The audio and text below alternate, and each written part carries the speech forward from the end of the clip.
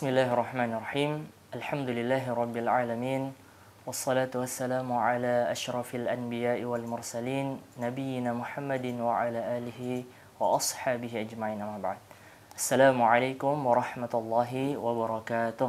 Waalaikumsalam. Para pemirsa Wahda TV dimanapun Anda berada, bahagia sekali pada malam hari yang berbahagia ini kita kembali berjumpa pada program spesial konsultasi syariah bersama Dewan Syariah Wahda Islamiyah, dan terkhusus pada malam hari yang berbahagia ini kita akan membahas permasalahan seputar keluarga dan ukhuwah.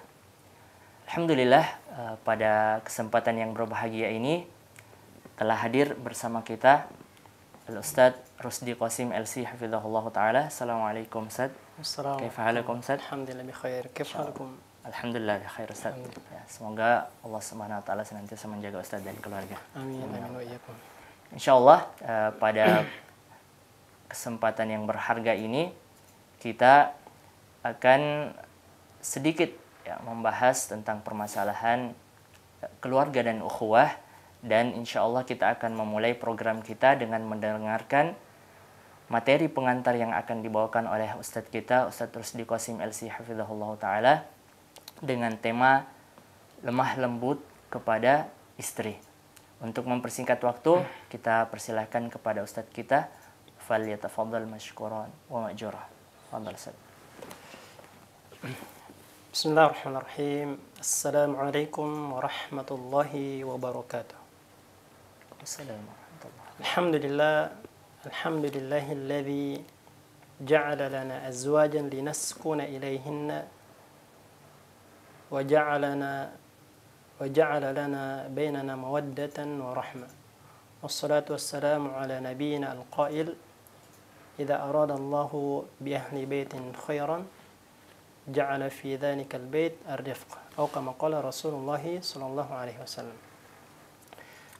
Pemirsa Wahda TV yang dimuliakan Allah Subhanahu wa taala dimanapun Anda berada, alhamdulillah segala puji bagi Allah Subhanahu wa taala atas limpah nikmat yang tidak akan pernah sanggup kita hitung.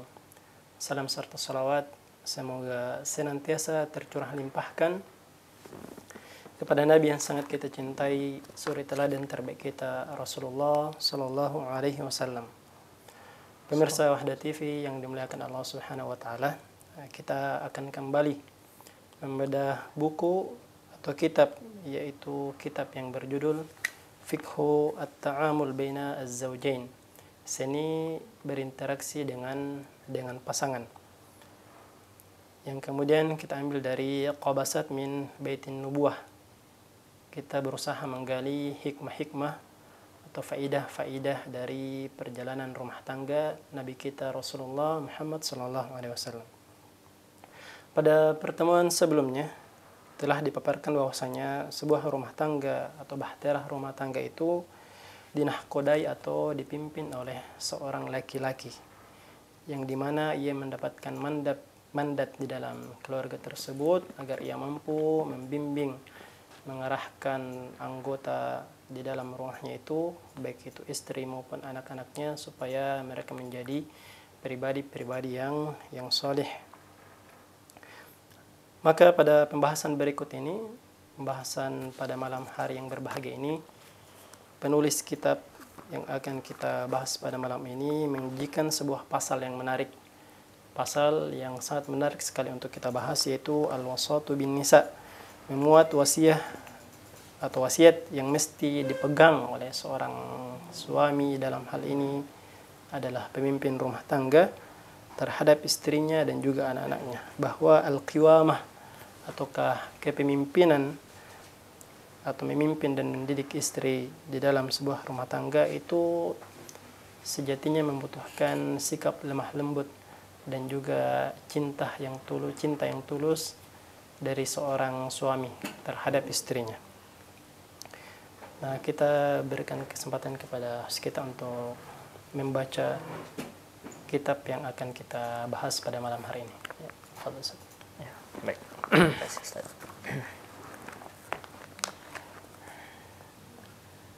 Bismillahirrahmanirrahim. Qala al-muallif rahimahullah, bab الوصاة بالنساء واحتياج القوامة إلى رفق وليس من معاني القوامة أن يكون الرجل فظا غليظا وجلفا جافيا في بيته.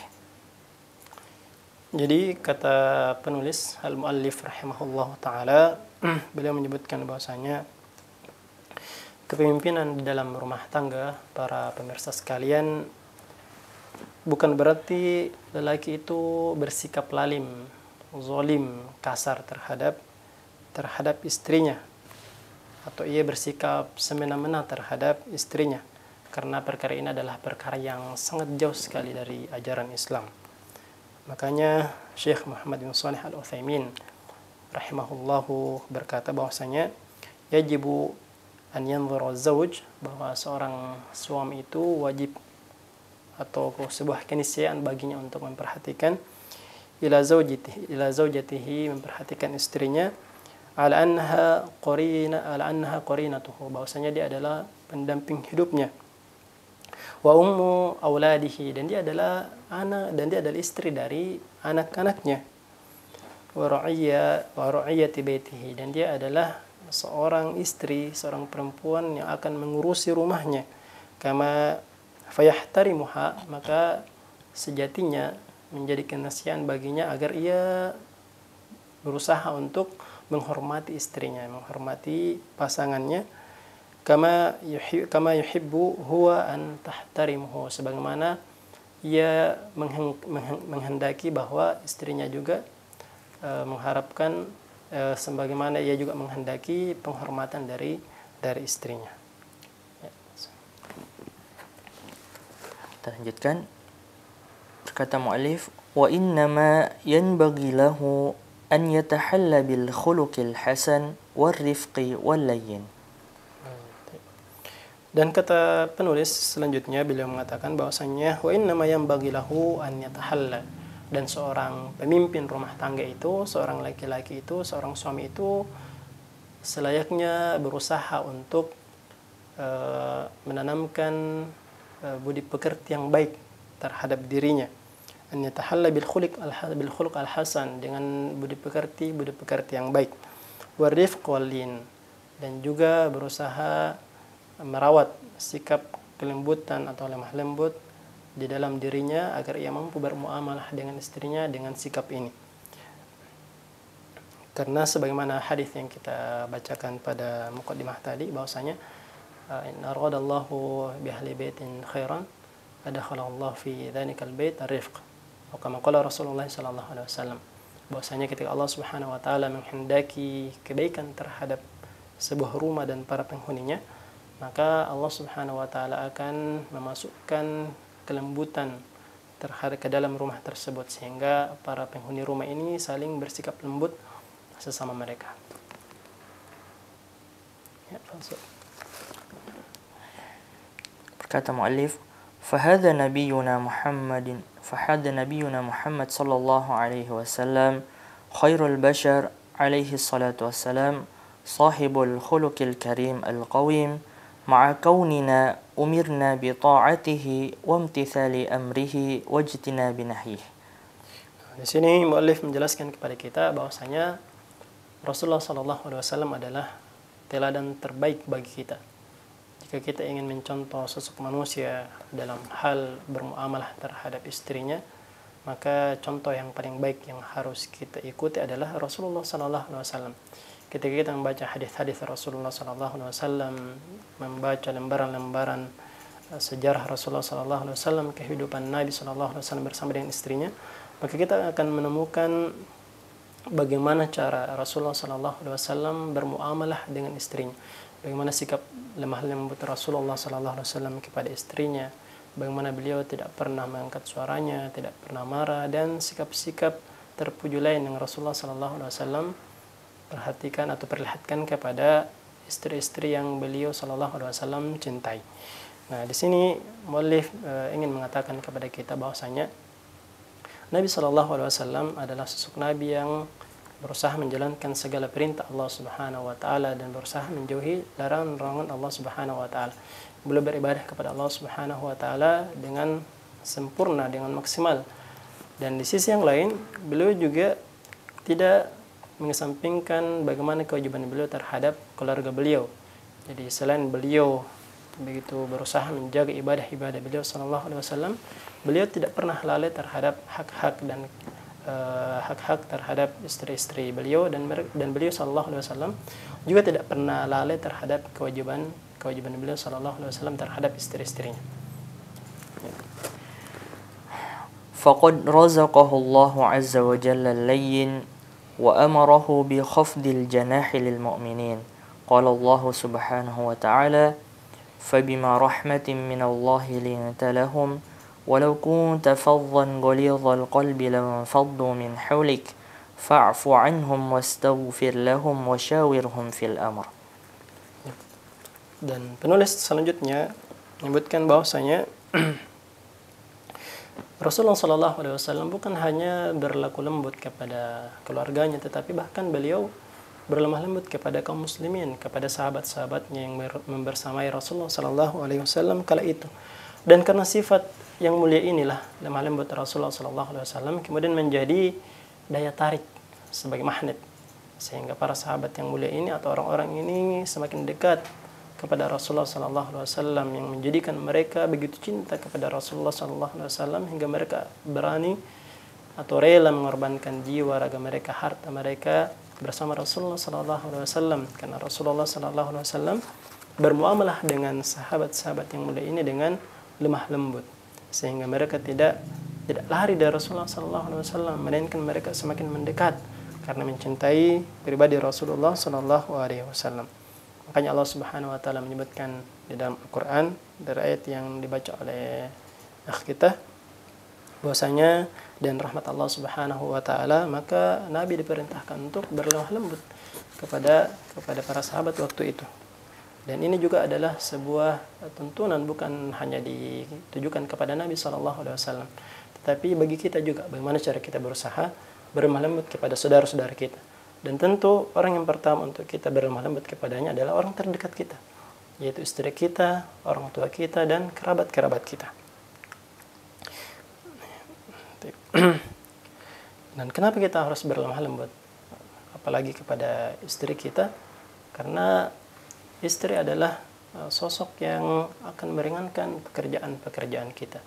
Apalagi jika dia adalah seorang perempuan yang solihah, wanita solihah.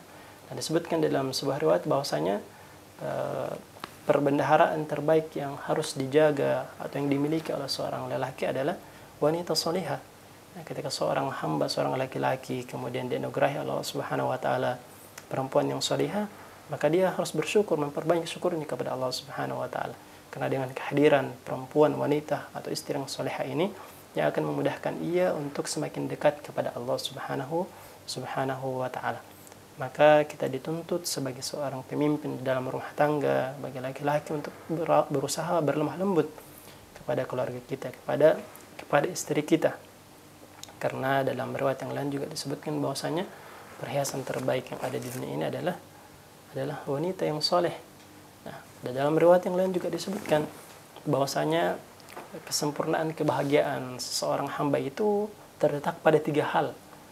Nah, di antaranya adalah ketika ia memiliki seorang istri yang soleh, kemudian memiliki rumah yang layak, kemudian kendaraan yang bagus. Nah, artinya Allah Subhanahu wa taala dan juga Rasulullah sallallahu alaihi wasallam di dalam nas-nas yang kita sebutkan menjadikan sosok atau kehadiran perempuan itu sebagai bagian dari kebahagiaan hakiki dalam kehidupan dunia ini. Artinya ketika ia tidak ada, maka kebahagiaan itu terasa sangat kurang sekali. Nah, karena itulah kemudian menjadi alasan bagi kita supaya kita harus menjadi pribadi-pribadi yang berusaha bersikap lemah lembut kepada istri-istri kita. Ya mungkin. Masya Allah.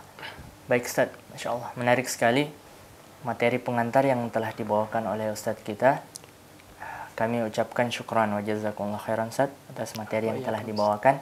Ya, sangat menarik apa yang telah dijelaskan mengenai perkara pentingnya untuk berlemah lembut kepada orang lain, terkhusus kepada istri kita. Ya, ini yang paling utama. Ya. Baiklah Ustadz, berkaitan dengan materi ini insya Allah kita punya beberapa pertanyaan dan juga pertanyaan-pertanyaan lain seputar permasalahan keluarga dan ukhuwah. Insya Allah kita masuk ke sesi selanjutnya, yaitu kita akan menjawab pertanyaan-pertanyaan yang masuk dari para pemirsa Wahda TV di rumah. Ya. Baik Ustaz, kita ke pertanyaan pertama. Pertanyaan yang pertama Ustaz berkaitan dengan materi yang telah dibawakan oleh Ustaz tadi. Bagaimana kita menyikapi orang yang terlihat baik, ya, sangat baik kepada orang lain, ya, dikenal sangat soleh, tetapi didapati fakta bahwa di dalam rumah tangganya dia sangat bersikap dingin dan kasar terhadap istrinya sendiri. Ya. Masya Allah. Ini sebuah pertanyaan yang sangat bagus, Masya Allah. Ini dalam kehidupan bermasyarakat kita mungkin bukan sering ya, tapi ada saja yang seperti ini. Ada seseorang yang ketika berada di tengah-tengah manusia itu, Masya Allah, nampak sekali kesolehannya. Tetapi ternyata kita juga mendengar bahwasanya dia adalah sosok yang kurang baik terhadap keluarganya. Ini sama atau mirip ya dengan orang-orang yang mungkin kita mengatakan bahwasanya ada orang yang rajin sekali ke masjid, tapi ternyata maksiatnya juga jalan. Nah, ini mirip-mirip ya, mirip-mirip. Yang perlu kita pahami, pemirsa sekalian yang dimuliakan Allah Subhanahu wa taala, bahwasanya agama Islam itu tidak pernah mendikotomi atau memisahkan antara ajaran agama dengan ajaran untuk memperbaiki budi pekerti kita atau interaksi kita terhadap masyarakat. Karena Islam adalah agama yang sempurna. Islam mengajarkan kita untuk menjadi pribadi-pribadi yang memiliki kesolehan, bukan hanya kesolehan secara individu, tapi juga kesolehan secara sosial. Nah, dan mungkin ada sebagian orang yang dia hanya memperhatikan kesolehan secara individunya saja, tetapi lalai terhadap kesolehan sosialnya. Nah, artinya dia beragama, tetapi belum sempurna cara dia beragama. Karena Islam tidak pernah memisahkan dua hal ini. Seharusnya jika ia adalah hamba yang sudah berusaha mengerjakan kewajibannya, kemudian meninggalkan hal-hal yang dilarang oleh Allah Subhanahu wa taala, maka dia juga harus berusaha untuk memperbaiki akhlaknya. Nah, memperbaiki akhlaknya, karena memperbaiki akhlak adalah bagian dari perintah. Nah, banyak sekali hadis-hadis Rasulullah sallallahu alaihi wasallam yang membawa kita untuk berusaha untuk menjadi pribadi-pribadi yang memiliki akhlak yang terpuji. Karena ini adalah bentuk kesempurnaan keimanan seorang hamba. Artinya kalau kita menyaksikan fenomena seperti ini, maka jangan salahkan ibadah yang ia kerjakan. Tapi mungkin saja karena dia belum sempurna mengerjakan ibadah itu.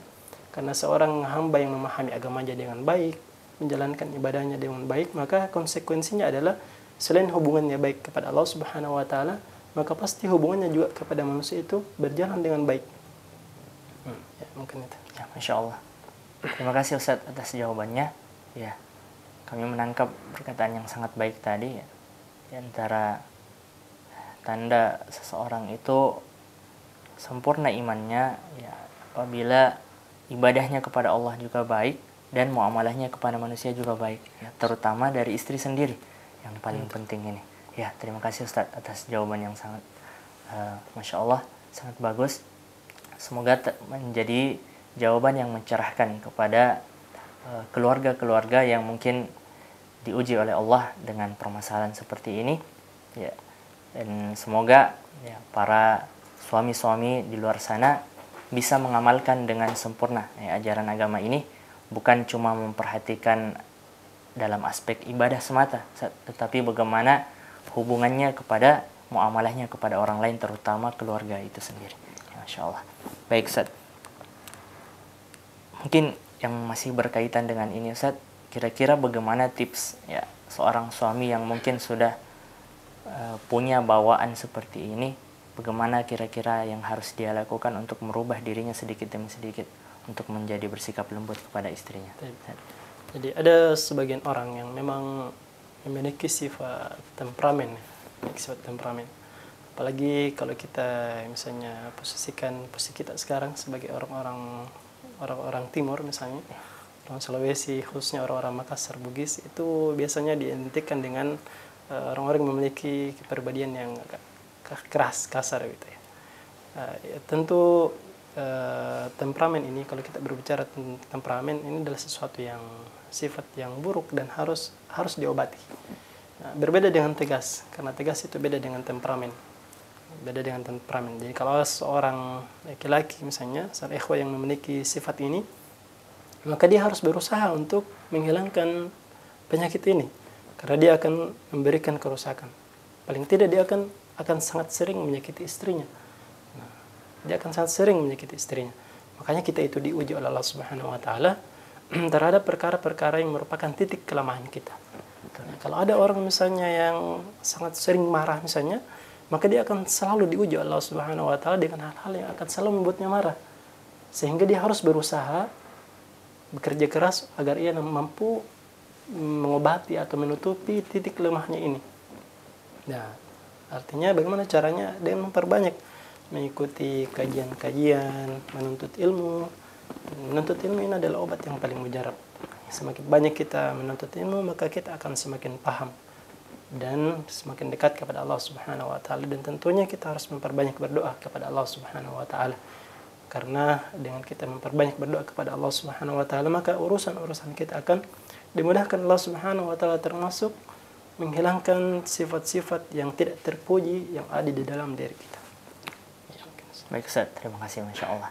Ya, Kak, penting ya bagi kita semua untuk memperbanyak doa kepada Allah untuk diberikan akhlak yang baik, ya, budi pekerti yang baik, ya, dan sangat penting bagi kata Ustaz tadi untuk bagaimana kita terus berusaha menambah ilmu kita, ya, menghadiri kajian-kajian, ya, terutama yang berhubungan dengan keluarga, untuk lebih memperdalam ilmu kita sehingga kita bisa menjadi orang-orang yang mengamalkan perintah Al-Quran dan Sunnah. Ya, terima kasih Ustaz atas jawabannya. Ya, insya Allah kita pindah ke pertanyaan berikutnya, para pemirsa sekalian. Kami mencoba membuka pertanyaan-pertanyaan yang masuk dari para pemirsa. Pertama, pertanyaan yang masuk dari WhatsApp Saudara Andi Iqbar. Pertanyaannya, Ustaz, Assalamualaikum Ustaz. Assalamualaikum. Mohon nasihatnya bagaimana cara kita untuk menghadapi tetangga yang hasad dan dengki kepada keluarga kita. Apakah kita boleh menarik diri dari tetangga tersebut dalam artian menghindar? Karena istri kami pernah mencoba berkomunikasi tapi dijawab seadanya saja sambil memalingkan muka. Terima kasih. Ya, silakan Ustaz. Nah, dalam kehidupan sosial kita ini bukan hal yang asing sebenarnya. Ketika kita menemukan tetangga misalnya yang hasad kepada kita, sebagai seorang muslim tentunya, pemirsa sekalian yang dimuliakan Allah Subhanahu wa taala, ketika kita menemukan kejanggalan di dalam kehidupan kita ini, hal-hal yang mungkin kita tidak senangi, maka seorang muslim itu ketika ia ingin melakukan perbaikan, maka ia harus melakukan koreksi ke dalam dulu. Seperti pertanyaan yang dibacakan tadi. Jika misalnya ada tetangga yang memiliki hasad kepada kita, yang pertama kali harus kita lakukan adalah introspeksi dulu kepada diri kita. Jangan-jangan kita yang terlalu sering mengumbar nikmat-nikmat yang Allah Subhanahu wa taala berikan kepada kita sehingga menjadi pemantik atau pemicu sehingga tetangga kita ini karena sudah sering melihat kelakuan kita yang seperti ini, maka dia timbul rasa hasadnya. Ya, maka yang pertama harus kita lakukan adalah koreksi ke dalam dulu. Nah, kalau kita ternyata sudah melakukan koreksi dan kita tidak melakukan hal-hal yang ini seperti memamerkan nikmat-nikmat Allah Subhanahu wa taala secara berlebihan, nah, maka kita yang kedua adalah berusaha untuk berkomunikasi dengan tetangga kita dengan baik. Nah, dan tadi juga disebutkan bahwasanya istri beliau tadi sudah berusaha untuk berkomunikasi dengan tetangganya. Masya Allah, ini sebuah budi pekerti yang sangat luar biasa sekali, dan ini memang harus dilakukan oleh seorang muslim. Ketika terlihat ada sebuah hubungan retak antara kita dengan orang lain misalnya atau tetangga kita, maka seorang muslim yang baik agamanya itu akan selalu merasa sedih sehingga ia berusaha mencari solusi untuk masalah tersebut. Nah, dan jangan sampai dia kemudian menjauh, jangan, karena ini adalah bagian dari jihadnya sebenarnya. Ketika ia mampu bersabar dan terus menampakkan akhlak-akhlak yang baik kepada tetangganya, meskipun mungkin sifat atau sikap tetangganya itu bertolak belakang dari apa yang ia lakukan, maka ya jangan sampai menyerah. Dia harus bersabar. Karena inilah yang dinamakan dengan al-ihsan. Dinamakan dengan al-ihsan itu adalah ketika seorang hamba membalas sebuah keburukan dengan kebaikan. Dan itu adalah puncak ihsan ketika seorang hamba yang dizalimi misalnya mampu berbuat baik kepada orang yang menzaliminya. Dan ini tentu kita dapati dari pribadi Rasulullah SAW, bagaimana Nabi yang sering sekali dizalimi di masa hidupnya, tetapi beliau melakukan kebaikan kepada orang yang menzaliminya. Bahkan ada di antara mereka yang kemudian memeluk Islam karena bentuk ihsan yang luar biasa yang dilakukan oleh Nabi kita.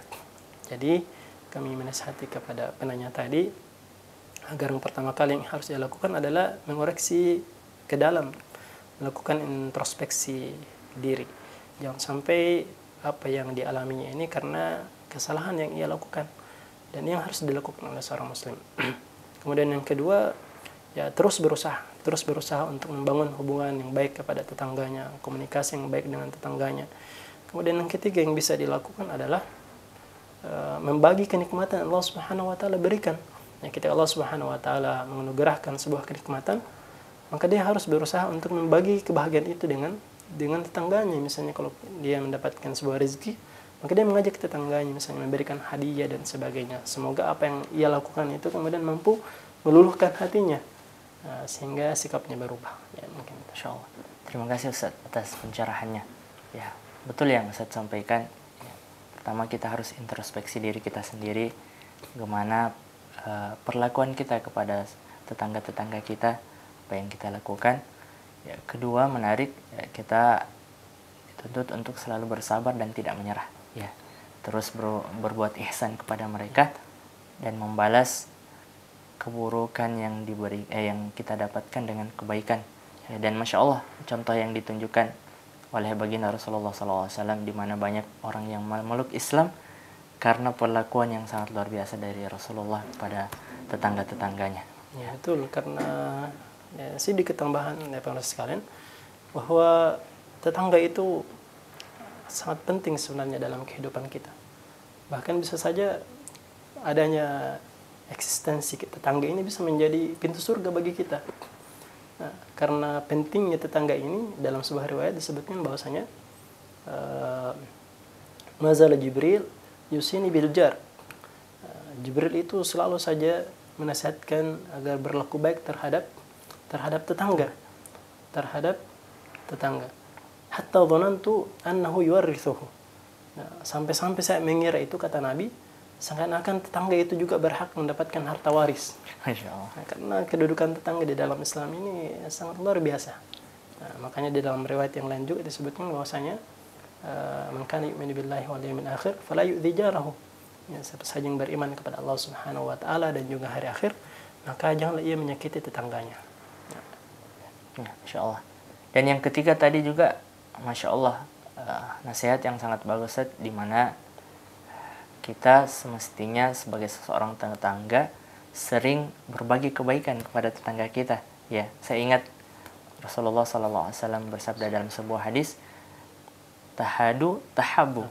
Ya, ketika kita sering berbagi hadiah kepada tetangga kita, maka akan muncul perasaan cinta itu di antara mereka. Ini yang mungkin yang menjadi salah satu tipsnya, ya, bagaimana agar hubungan kita dengan tetangga itu bisa menjadi baik. Iya, Masya Allah. Terima kasih Ustaz atas jawabannya.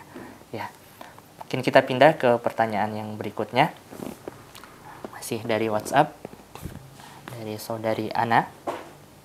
Bismillah Ustaz, pertanyaannya, manakah yang benar seorang anak perempuan itu balik karena usianya yang sudah 15 tahun, atau dia dikatakan balik karena sudah haid walau belum berusia 15 tahun?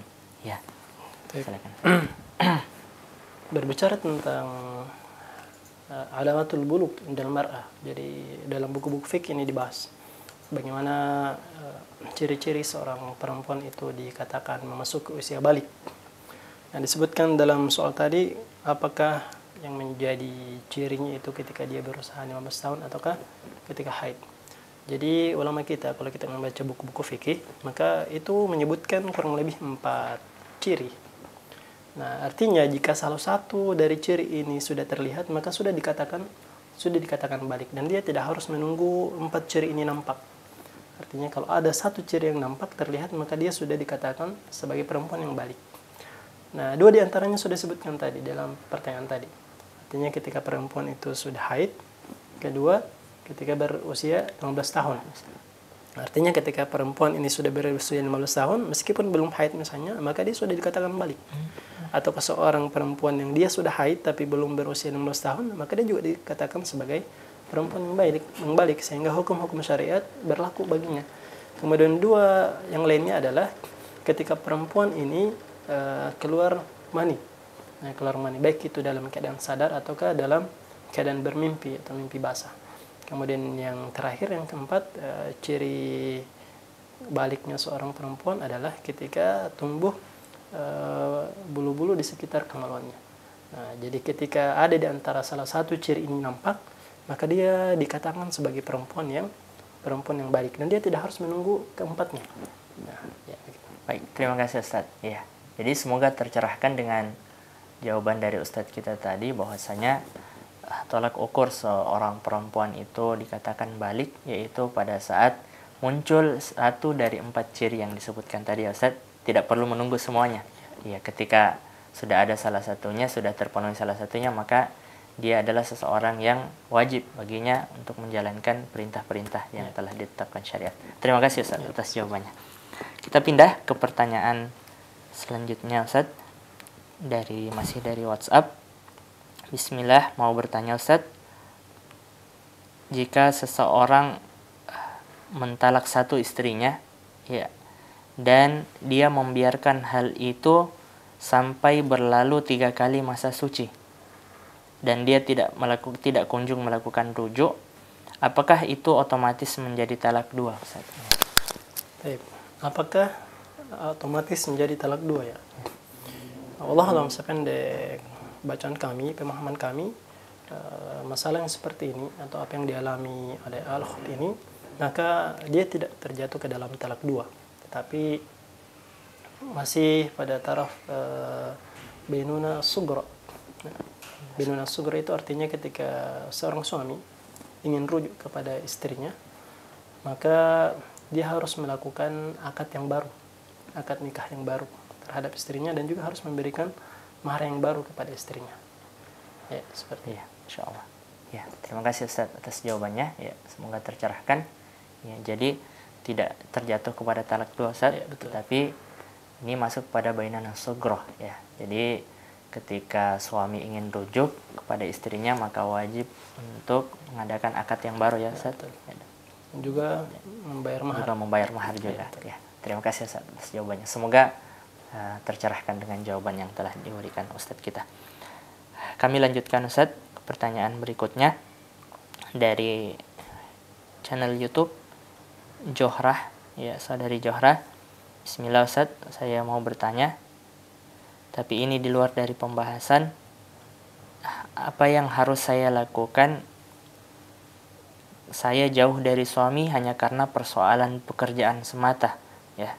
Tapi sebenarnya semua ini saya jalankan juga karena izin dari suami. Ya. Jadi ini berhubungan dengan keberadaan perempuan di luar rumahnya karena pekerjaan.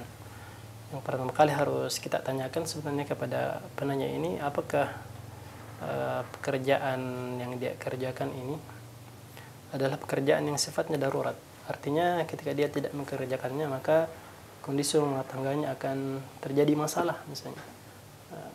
Contohnya misalnya ketika seorang suami yang mungkin saja sudah tidak sanggup untuk menafkahi istrinya, tapi istrinya juga masih ingin bersama dengan suaminya, sehingga dia harus terpaksa keluar dari rumahnya untuk membantu penghidupan rumah tangganya. Nah, jika alasannya seperti ini dan dia juga sudah mendapatkan izin, maka kita katakan tidak ada masalah. Wallahu a'lam. Tetapi yang harus dia perhatikan adalah dia harus tetap berusaha menjaga dirinya ketika dia berada di luar rumah. Nah, dia harus berusaha menjaga dirinya di luar rumah. Karena ketika seorang perempuan keluar dari rumahnya, maka dia akan menjadi target iblis. Dan banyak sekali perempuan yang ketika dia sudah keluar dari rumahnya, maka akan banyak sekali fitnah yang bisa terjadi padanya. Makanya yang lebih utama sebenarnya adalah ketika perempuan itu berada dalam rumahnya, berusaha berada dalam rumahnya. Dan kalaupun dia harus terpaksa keluar dari rumahnya karena tuntutan untuk membantu penghidupan rumah tangganya, maka banyak hal yang harus dia perhatikan.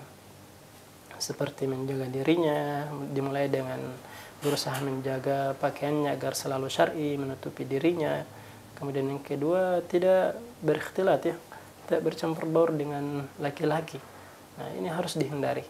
Nah, jangan sampai dia keluar dari rumahnya yang niat awalnya adalah untuk ibadah, kemudian dia tidak mendapatkan ibadah itu, yang dia dapatkan malah dosa karena bermaksiat kepada Allah Subhanahu wa taala.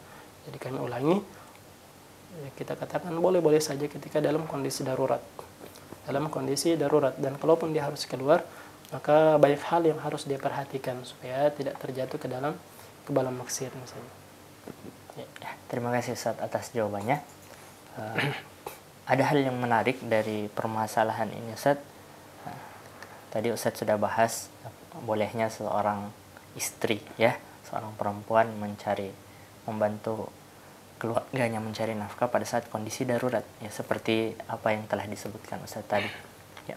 Lalu bagaimana halnya Ustaz ketika kejadiannya itu seorang istri itu harus berpisah dalam jangka waktu yang tidak sebentar ya, hanya karena masalah pekerjaannya. Contoh ya, saya pernah mendapatkan realita seorang istri ya, ketika dia diangkat sebagai PNS ya, dia ditempatkan di salah satu daerah, sementara suaminya juga punya usaha di daerah lain.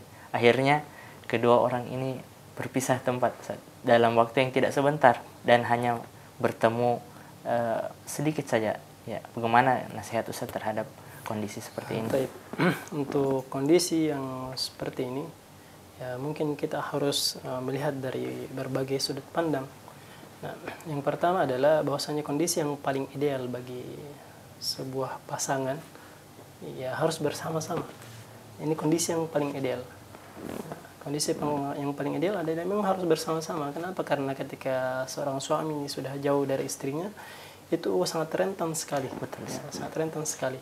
Banyak hal-hal yang sifatnya sepele tapi bisa menjadi pemantik. Nah, kemudian menjadi masalah itu semakin besar. Ya, bisa saja berakhir pada perceraian, dan ini yang tidak kita inginkan. Nah, sehingga mungkin bisa kita mengatakan bahwasanya yang pertama yang bisa kita lakukan, kita melihat bagaimana kondisi keduanya. Jika memang salah satu di antara keduanya ini ada yang bisa mengalah, maka tentu itu jauh lebih baik. Ya, misalnya sang istri ini mengalah supaya bisa senantiasa membersamai suaminya, bisa berkhidmat kepada suaminya, karena ini adalah sebuah ibadah yang luar biasa. Ketika dia keluar, misalnya perempuan keluar untuk menambah penghasilan rumah tangganya, maka itu sifatnya bukan wajib. Nah, sifatnya bukan wajib.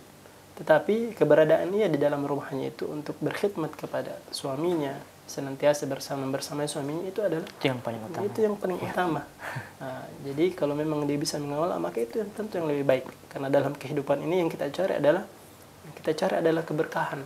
Ya, bukan banyaknya harta, karena harta yang sedikit ketika Allah Subhanahu wa taala berikan keberkahan, maka akan terlihat banyak atau terasa banyak sekali. Nah, jadi yang paling ideal adalah berusaha bagaimana supaya mereka selalu bersama, atau paling tidak suaminya ini ya mungkin bisa pindah ke tempat istrinya bekerja, karena mungkin susah kalau misalnya istrinya yang harus resign misalnya kan, apalagi kalau dia sudah berusaha menempuh pendidikan yang cukup panjang, dibiayai oleh orang tuanya misalnya, mungkin agak berat. Tapi kalau misalnya orang keluarganya atau sang suami ini terikat dengan pekerjaan yang bisa saja dia pindah supaya dia selalu bersama dengan istrinya, maka mungkin itu jauh lebih baik. Atau kalau misalnya istrinya yang benar-benar mau mengalah berkhidmat untuk istrinya, itu tentu lebih baik lagi. Ya, mungkin itu. Ya, terima kasih Ustaz atas jawabannya. Ya, jadi yang paling utama bagi istri adalah berkhidmat bagi suaminya di dalam rumah tangga ya. Ini yang paling inti. Ya. Ya, semoga menjadi nasihat untuk kita semua yang menghadapi permasalahan yang sama, ya, di mana tadi Ustaz sampaikan bahwa yang paling utama bagi suami istri itu adalah bersama. Dan itu intinya, yang karena yang akan dicari adalah keberkahan ya Ustaz, keberkahan dalam berumah tangga. Ya, terima kasih Ustaz atas jawaban yang telah diberikan. Kita pindah ke pertanyaan yang berikutnya. Masih dari WhatsApp Ustaz. Assalamualaikum warahmatullahi wabarakatuh. Afwan Ustaz, mau bertanya, apakah seorang anak menantu ya mungkin dalam kondisi dia hidup bersama mertuanya ya, lantas mungkin mertuanya memiliki utang ya, apakah anak menantu itu berkewajiban membayar utang mertuanya ya? Pertanyaan seperti itu, tapi saya tidak tahu apakah ini maksudnya mertuanya masih hidup atau sudah wafat ya. Apakah seorang menantu itu wajib membayarkan utang mertuanya, entah itu mertuanya masih hidup misalnya ataukah sudah wafat? Maka kita katakan dalam syariat kita mengatakan bahwasanya itu bukanlah sebuah kewajiban. Seorang menantu itu tidak wajib membayarkan hutang mertuanya, karena kewajiban bagi seorang suami misalnya, seorang kepala rumah tangga adalah berusaha mencukupi nafkah pokok bagi anggota keluarganya, itu untuk istri, kepada istri dan juga anak-anaknya. Nah, nafkah pokok ini seperti makanan, sandang, pangan, kebutuhan primer ya, kebutuhan primer, dan itu yang harus dipenuhi oleh sang suami, dan ini hanya berlaku kepada keluarganya saja, keluarga intinya, anak dan istrinya. Sedangkan untuk mertua maka itu tidak berlaku, bukan sebuah kewajiban. Bahkan kepada ibunya sendiri, orang tuanya sendiri, bukan sebuah kewajiban, karena dikatakan bahwasanya dia hanya dituntut untuk senantiasa berlaku ihsan, wabil walidaini ihsana, dan seharusnya sudah menjadi kewajiban bagi seorang anak itu untuk berbuat ihsan, berlaku baik kepada kedua orang tuanya. Nah, dan dalam ayat ini itu sifatnya mutlak. Ihsan itu bentuk kebaikan apa saja, tidak harus dalam bentuk nafkah. Nah, tidak harus dalam bentuk nafkah kepada orang tua. Nah, tetapi kalau misalnya sang ibu ini, ibu dari anak laki-laki ini memang kondisinya benar-benar membutuhkan uluran tangan atau dalam tanda kutip nafkah atau uang dari anaknya, karena dia memang sudah tidak mampu lagi untuk bekerja, maka ini menjadi kewajiban baginya. Jadi menjadi kewajiban baginya. Tapi kalau memang ibunya ini masih sehat dan juga bisa mendapatkan uang misalnya, maka itu tidak wajib, karena ihsan itu bukan tidak bisa kita kemudian persempit maknanya hanya sebatas nafkah seorang anak saja kepada ibunya, meskipun misalnya ibunya masih hidup. Karena bentuk ihsan itu sifatnya umum. Bentuk bakti apa saja yang kita berikan kepada orang tua, kepada ibu, maka itu adalah sebuah ihsan. Tetapi seperti yang kita katakan tadi, kalau memang kondisinya berbeda, mengharuskan anak untuk memberikan nafkah kepada ibunya sendiri, ibu kandungnya, maka itu adalah masuk ke dalam kategori wajib. Karena kondisinya sudah berbeda, sudah darurat. Kemudian bagaimana dengan mertuanya? Kita katakan tidak wajib. Tetapi dia bagian dari bentuk ihsan kepada orang lain. Kalau dia mampu melakukannya, maka itu tentu lebih utama. Nah, apalagi dia adalah mertua, sudah menjadi bagian dari keluarga kita, orang tua kita mungkin ya, kita anggap sebagai orang tua sendiri. Maka kalau memang kita sebagai seorang anak, seorang suami yang telah meminang anaknya, misalnya mengambil anaknya, dan kita merasa mampu untuk membayarkan hutang dari mertua kita, maka ini jauh lebih utama, jauh lebih mulia, dan merupakan sebuah ihsan yang luar biasa sekali. Jika kita dianggap melakukan sebuah ihsan yang luar biasa ketika meringankan beban atau membayarkan hutang kepada orang lain, bagaimana dengan kita berusaha meringankan beban atau hutang keluarga kita sendiri? Tentu pahalanya jauh lebih besar. Karena sedekah yang paling utama itu adalah kepada orang terdekat kita, kepada kerabat. Ya. Insyaallah. Terima kasih Ustaz atas jawabannya. Ya, jadi statusnya tidak wajib ya Ustaz, tapi itu adalah sebuah bentuk ihsan yang sangat afdol ya, karena berbuat baik kepada karib ya, kepada kerabat, itulah yang paling utama, apalagi masalah bersedekah ya Ustaz. Terima kasih atas jawabannya Ustaz. Kita pindah ke pertanyaan yang berikutnya Ustaz, dan dari WhatsApp mungkin singkat pertanyaannya dari saudari Dewi. Bagaimana hukumnya sebuah perceraian lewat SMS atau telepon. Iya, mungkin agak sering ditanyakan.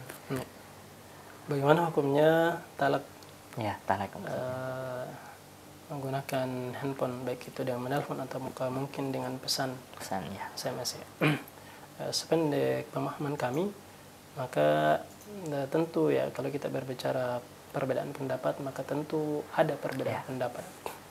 Tetapi yang menjadi sesuatu yang disepakati oleh banyak ulama, ketika misalnya sang suami ini mengirimkan pesan misalnya kepada istrinya, dan misalnya kita sudah paham bahwasanya dia mengirim pesan ini memang diniatkan untuk mentalak istrinya, jadi niatnya memang sudah jelas untuk mentalak istrinya, maka talaknya jatuh. Dan ini adalah sebuah bentuk penegasan kepada kita bahwasanya kita tidak boleh bermain-main. Kita tidak boleh bermain-main dalam masalah ini. Meskipun kita menggunakan handphone misalnya, jangan sampai kita tersulut amarah kita, kemudian kita begitu ringan mengirimkan pesan kepada orang yang kita sayangi dengan niat yang sudah merasa matang sekali untuk mentalaknya. Ini jangan sampai terjadi. Kan kita harus berhati-hati. Karena menurut ulama kita itu jatuh. Itu jatuh talaknya. Berlaku juga dengan telepon ya Ustaz? Ya, berlaku juga dengan telepon. Jika tulisan saja berlaku, apalagi dengan telepon. Apalagi dengan suara. Dalam kaidah fikih ada kan al-khitab kal-kitab atau sebaliknya. Iya. Jadi pentingnya mungkin bagaimana kita menjaga amarah yang bergejolak ya. Yang paling penting, kadang seseorang jatuh pada permasalahan ini karena hanya amarah sesaat saja, yang harusnya dia bisa tahan sedikit tapi tidak bisa terkontrol, akhirnya terjadilah talak seperti ini. Ya. Artinya kita memang harus berhati-hati, pemirsa sekalian ya, berhati-hati ya, dalam bab ini karena rentan sekali. Ya. Makanya kita harus berusaha untuk menjaga diri kita agar tidak mengambil keputusan dalam kondisi di mana kita masih labil, misalnya seperti itu. Ya, terima kasih atas jawaban yang telah diberikan. 2 pertanyaan terakhir Ustaz. Ya, insyaallah kita pindah ke pertanyaan berikutnya masih dari WhatsApp dari saudari Sahira. Bagaimanakah batas seseorang terhadap istri dari kakaknya yang kebetulan tinggal serumah ya. Jadi seseorang tinggal bersama kakak kandungnya, kakaknya punya istri. Ya, bolehkah jika keluarga sedang makan bersama, istri dari kakak ini ikut bergabung duduk bersama dengan saudara laki-laki dari kakak tersebut? Ya. Taib. Ini lebih ke bagaimana muamalah kita misalnya terhadap kakak ipar misalnya ya, atau adik ipar. Adik ipar yang misalnya dia adalah seorang perempuan, sedangkan kakak atau adik iparnya adalah seorang laki-laki ataupun sebaliknya. Dalam kasus ini, kalau kita melihat tentu yang harus kita soroti pertama kali adalah apakah memang kondisinya tidak bisa diubah. Misalnya apakah memang dia tidak bisa memisahkan untuk tinggal berbeda dari tempat ipar-iparnya ini. Karena ini rentan sekali sebenarnya, dan sudah kita sangat hafal sekali riwayatnya bahwasanya as-sihru wal hamu mautun. Misalnya ipar itu adalah kematian, artinya fitnahnya sangat besar. Fitnahnya sangat besar. Jadi kalau memang dia masih bisa untuk memisahkan diri dari ipar-iparnya, maka tentu ini adalah yang paling utama, bahkan bisa kita bilang wajib agar dia tidak terjatuh ke dalam fitnah. Karena seorang itu tidak boleh selalu merasa aman, atau dia tidak boleh merasa aman terhadap ipar-iparnya. Dan karena betapa banyak manusia yang jatuh ke dalam maksiat wal iyazubillah, dalam hal zina misalnya, itu karena diawali dari perasaan aman terhadap ipar-iparnya, karena menganggap bahwasanya dia sudah masuk ke dalam anggota keluarga saya. Maka saya sepertinya tidak ada masalah kalau bermuamalah, berikhtilat dengan mereka. Padahal dalam syariat mereka kan mereka bukan mahram kita, bukan mahram. Artinya sama dengan orang-orang lain. Ya, meskipun mungkin dari sisi sosial mereka lebih dekat, tapi syariat memberikan penegasan kepada kita supaya berhati-hati terhadap terhadap ipar. Nah, karena adanya itu yang tadi kita bilang, adanya perasaan merasa aman. Nah, dan berdasarkan pertanyaan tadi, apakah boleh? Kalau kita bilang boleh, ya bergabung makan misalnya bersama dengan keluarganya yang laki-laki, ya kalau bisa kita katakan ya, kalau bisa untuk tidak bergabung dengan mereka, tentu itu jauh lebih baik. Apalagi kalau misalnya tidak menimbulkan feedback buruk dari keluarganya, menganggap bahwasanya perempuan ini misalnya sombong atau tidak mau bermuamalah dengan keluarganya. Kalau memang tidak menimbulkan hal-hal yang seperti itu, maka tentu yang lebih utama kalau dia misalnya makan dengan suaminya saja. Nah, kan makan dengan keluarga bukan sesuatu yang wajib. Ya, yang wajib adalah dia berusaha untuk menjaga dirinya, apalagi kalau misalnya dia adalah perempuan yang menggunakan cadar. Ya, kan agak susah dia kalau misalnya makan di hadapan iparnya. Jadi yang utama tentunya dia berusaha ya kalau bisa makan saja dengan suaminya.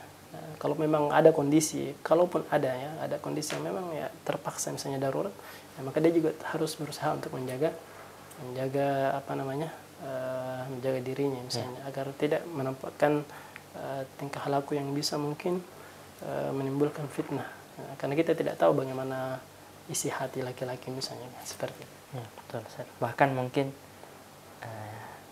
realitas sebagian masyarakat itu ada yang karena menganggap keluarga, dia menampakkan auratnya kepada iparnya, dan itu dianggap biasa. Padahal ini sebenarnya sesuatu yang tidak boleh, ya Ustaz. Antara hal-hal yang harus dijaga. Ya. Dan juga tadi mungkin tanggung jawab dari seorang suami ini. Ya. Dia kan saudaranya. Dia yang berusaha memahamkan keluarganya bahwa tentang batasan-batasan ini. Mungkin dia yang memiliki kewajibannya, Ustaz. Iya.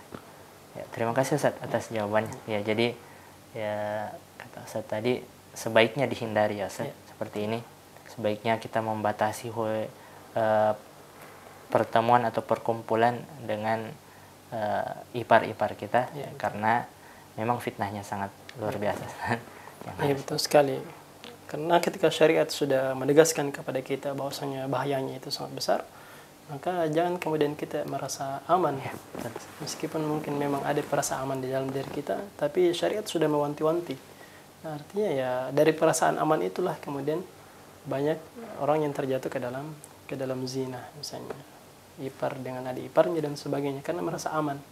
Nah, makanya seperti yang Ustaz juga bilang tadi, banyak di antara perempuan yang kemudian membuka bagian yang seharusnya ia tutup di hadapan iparnya, karena menganggap mereka sudah keluarga, padahal ini sesuatu yang keliru. Ya, seperti itu. Terima kasih Ustaz atas jawabannya. Kita pindah ke pertanyaan terakhir, Ustaz, dari WhatsApp saudari Herani. Bismillah, izin bertanya Ustaz. Saya biasa melihat pakaian orang-orang yang menggunakan cadar itu, ada yang pakai jilbab segi 4 baru pakai cadar. Ya, itu apakah berbeda dengan jilbab syar'i yang menutupi seluruh tubuh atau bagaimana? Atau ajarannya dia yang berbeda? Ya, terima kasih penjelasannya. Masya Allah, ini tentang jilbab atau cadar ya. Nah, ini mungkin lebih spesifik tentang cadar. Maksudnya mungkin di sini adalah cadar yang masih memperlihatkan dahi dan alis ya. Iya, mungkin itu. Atau kudung yang dia pakai, dan dia juga tetap memakai cadar tapi alis dan dahinya masih terlihat. Bagaimana yang seperti ini, apakah syar'i atau tidak? Kalau kita berbicara tentang jilbab secara bahasa Arab, jilbab itu artinya sesuatu yang menutup anggota tubuh. Dalam beberapa tafsir disebutkan bahwasanya bahkan dari atas kepala hingga ke bawah, ya, itu yang dinamakan dengan jilbab. Nah, adapun sehubungan dengan pertanyaan ini, kami hanya ingin mengatakan bahwasanya kaidah bagi seorang perempuan dalam berpakaian adalah semakin ia tertutup maka semakin utama. Itu kaidah yang harus dipegang oleh setiap muslimah. Semakin tertutup maka itu akan semakin utama baginya. Nah, jadi kalau misalnya dia melihat bahwasanya dengan memakai cadar misalnya dengan model seperti itu, masih bisa menimbulkan fitnah bagi laki-laki, maka tentu lebih utama baginya untuk menutupinya. Nah, untuk menutupinya. Nah, karena ya memang banyak ya yang seperti ini, misalnya memakai cadar tapi alis dan dahinya kelihatan. Ya, artinya seperti yang kita bilang tadi, kaidahnya adalah perempuan itu semakin tertutup maka itu yang semakin utama. Nah, kalau kita bilang syar'i masih syar'i insyaallah syar'i ya, karena dia menutupi. Jadi pakaian yang syar'i itu ketika dia dipakai oleh seorang muslimah, maka seluruh anggota tubuhnya, apalagi yang masuk ke dalam anggota atau bagian tubuh yang merupakan aurat, itu sudah tertutup. Kemudian bukan hanya tertutup, tetapi yang kedua adalah dia tidak boleh transparan. Nah, artinya masih ada ketika seorang laki-laki melihatnya masih bisa menerawang ke dalam. Nah, itu tidak boleh juga. Artinya selain tertutup, dia juga harus tebal. Artinya dia tidak boleh terlihat lagi ke dalam. Kemudian yang selanjutnya adalah selain tertutup dan juga tebal, nah, dia harus menutupi lekuk tubuh perempuan. Dia harus menutupi lekuk tubuh perempuan. Jadi bagian-bagian yang harus ditutupi, lekuk-lekuk tubuhnya itu, ya, jadi itu harus tertutupi. Bagaimana caranya agar tertutupi? Ya, dia harus menggunakan pakaian yang longgar, bukan pakaian yang ketat. Nah, kemudian yang selanjutnya adalah berbusana tidak seperti busananya laki-laki. Nah, ini kan bentuk tasyabuh ya, ini tidak boleh. Kemudian menggunakan hiasan-hiasan itu tidak boleh juga. Misalnya ada yang menggunakan cadar tapi banyak hiasannya. Banyak hiasan-hiasannya, itu sah-sah saja ketika dia pakai di antara muslimah-muslimah yang lain. Misalnya dia mengikuti walimah misalnya, yang di sana memang tidak ada dipisah misalnya laki-laki dan perempuan. Tidak terlihat laki-laki. Ya betul, yang kami lihat insyaallah itu tidak ada masalah karena ia nampakkan di hadapan muslimah. Tapi kalau dia memakai cadar tetapi dengan banyak hiasan, yang malah itu menjadi sesuatu yang menarik bagi laki-laki, nah ini yang tidak boleh. Karena tujuan utama dari cadar kemudian pakaian yang syar'i itu adalah supaya tidak menarik perhatian, dan menutupi diri, menutupi aurat, menjaga kehormatan seorang perempuan. Nah, ada juga misalnya yang mengatakan bahwasanya tentang hukum cadar. Mungkin ini pembahasan yang lain tentang budaya Arab dan sebagainya. Tapi yang mau kita katakan tadi, kaidah bagi perempuan yang ingin menggunakan pakaian syar'i bahwasanya semakin tertutup maka itu semakin utama. Nah, ini yang harus dipegang oleh seorang perempuan. Semakin tertutup maka itu akan menjadi semakin utama baginya. Semakin ia menutupi bagian-bagian yang bisa menimbulkan fitnah, maka itu adalah sebuah keutamaan yang besar bagi seorang perempuan yang harus senantiasa ia jaga. Ya, terima kasih Ustaz atas jawabannya ya. Kaidah yang kami rasa mudah diingat ya Ustaz, untuk para muslimah. Ya, semakin tertutup maka itulah yang semakin utama. Ya, maka kami rasa keliru ketika para muslimah bercadar Ustaz, tetapi mereka malah aktif dan kadang membagikan foto-foto mereka di sosial media. Ini saya rasa ini juga fenomena yang sering kita temukan ya. Nah, padahal kalau kita perhatikan sebenarnya ini juga jatuh ke dalam bentuk tabarruj. Bentuk tabarruj karena dia berusaha agar menarik perhatian laki-laki. Dan ini yang tidak seharusnya, yang harus dihindari oleh seorang muslimah. Jangan sampai dia sudah memakai pakaian syar'i tapi masih sering misalnya mengunggah foto-fotonya dengan berbagai macam gaya di sosial media, maka ini adalah perkara yang harus dihindari. Karena dengan berusaha menahan diri untuk tidak memposting foto-fotonya di sosial media, maka itu adalah bentuk penjagaan dirinya. Bentuk penjagaan dirinya, dan itu harus dia lakukan. Ya, karena betapa banyak misalnya laki-laki yang terfitnah ketika melihat foto-foto mereka. Dan itu bisa dilihat berkali-kali Ustaz. Betul. Dan bisa menjadi bisa saja menjadi dosa jariah baginya. Nauzubillah.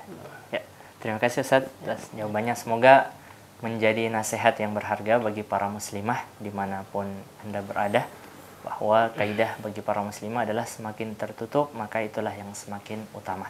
Ya. Itulah tadi pertanyaan terakhir kita di malam hari yang berbahagia ini Ustaz.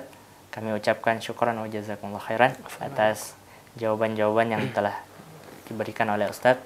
Semoga menjadi pencerah ya, bagi para pemirsa Wahda TV dimanapun Anda berada yang menemukan permasalahan-permasalahan yang serupa. Ya. Sahabat Wahda TV, para pemirsa Wahda TV dimanapun Anda berada, menarik apa yang telah kita simak pada malam hari ini pada program konsultasi syariah bersama Dewan Syariah Wahda Islamiyah. Terkhusus yang kita bahas pada malam hari ini yaitu permasalahan keluarga dan ukhuwah. Ya. Kepada narasumber kita Al-Ustaz Rusdi Qasim Al-Sihafidhullah Ta'ala, kami ucapkan jazakumullah khairan Ustaz atas kehadirannya. Dan juga kepada para pemirsa, kami ucapkan terima kasih atas atensi Anda. Mewakili kru yang bertugas, kami undur diri. Kita tutup dengan doa kafaratul majlis. Subhanakallahumma wa bihamdik, asyhadu an la ilaha illa anta, astaghfiruka wa atubu ilaik. Assalamualaikum warahmatullahi wabarakatuh. Waalaikumsalam warahmatullahi wabarakatuh.